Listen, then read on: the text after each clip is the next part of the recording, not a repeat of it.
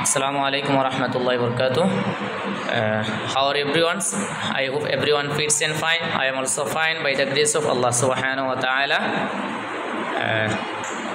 Now our mathematics class is finished. As our mathematics class is finished, so all of our students will sing Islamic songs, inshallah. Our Islamic song is about our Prophet sallallahu alaihi wasallam.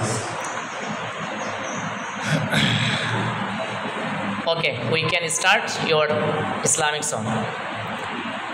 طلع البدر علينا من ثانيات الوداع وجب الشكر علينا ما دعا لله داع طلع البدر علينا من ثانيات الوداع وجب الشكر علينا ما دعا لله داع أيها المبعوث فينا جئت بالأمر المطاع جئت شرفت المدينة مرحبا يا خير داع طلع البدر علينا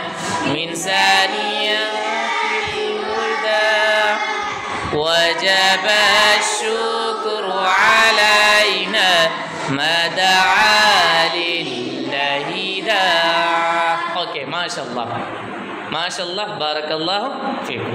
So after completing my mathematics class, sometimes I will try to an Islamic song with every students.